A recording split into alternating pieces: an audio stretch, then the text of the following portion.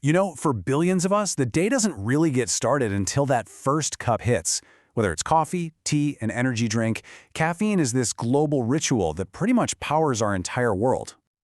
But have you ever stopped, mid-sip and just wondered, what is actually happening up there in my brain right now? How does this one little molecule flip the switch from zombie mode to, well, ready to go? We're going to get into it.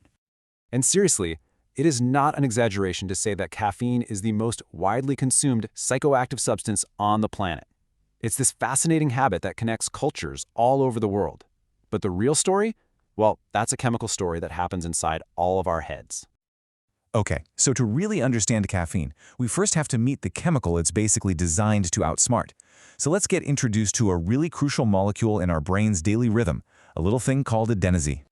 Think of adenosine as your brain's own natural sleep timer. It's not a bad guy, it's just a regulator. See, as your brain works hard all day long, thinking, processing, living, adenosine is the byproduct. And its whole job is to build up and signal when it's finally time to rest and recharge.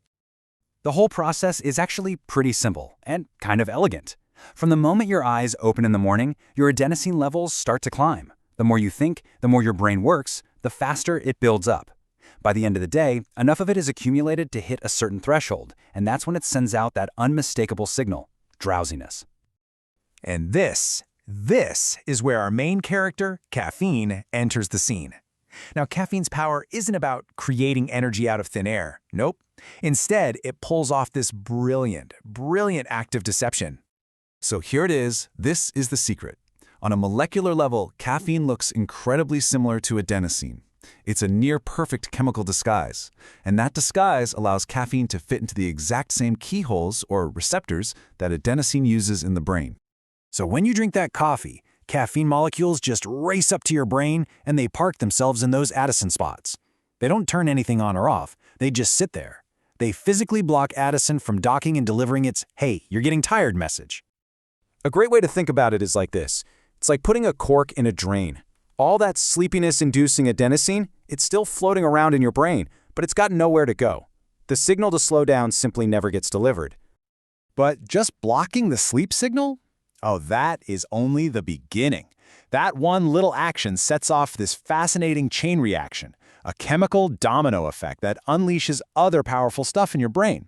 You're not just not tired anymore, your entire brain chemistry is actively changing. Right, so with adenosine out of the picture, your brain's natural stimulants can finally come out and play. Two of the big ones are dopamine, which you can think of as the feel-good molecule, and adrenaline, the get-going hormone. That increase in dopamine activity is exactly why coffee can feel so good.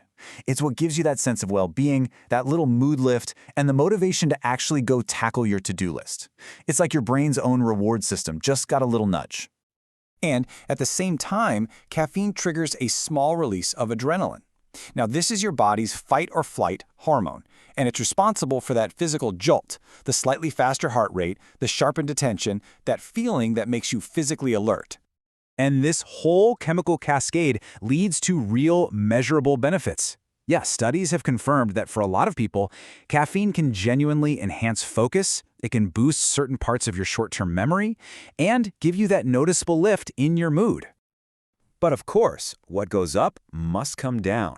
The powerful effects of caffeine are not a free lunch. To really understand the whole thing, we have to look at the trade-offs and what happens when those effects start to wear off. And it really is a clear side-by-side trade-off. The enhanced alertness and focus that we all love, well, that can easily tip over into jitters and anxiety. The improved performance can come at the cost of messing with your sleep. And the habit itself, well, that can lead straight to tolerance and withdrawal.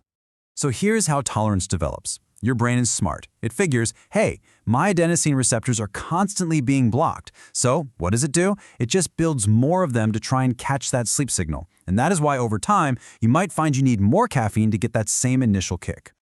And that same adaptation is exactly what causes withdrawal.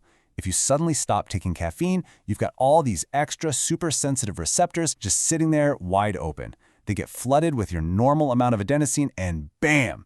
That is your classic caffeine withdrawal headache, the fatigue, the irritability, it all comes from that. So, after all of this, what's the final verdict? Well, The science shows us that caffeine isn't really good or bad. It's a powerful tool that affects our brain chemistry in really profound ways. And understanding how it works, well, that allows you to use it wisely. And that leaves us with one last question to think about. For you, in your daily life, is that cup of coffee a strategic tool that you use to enhance your day, or has it become a crutch that you depend on just to feel normal? The answer really lies in understanding the science.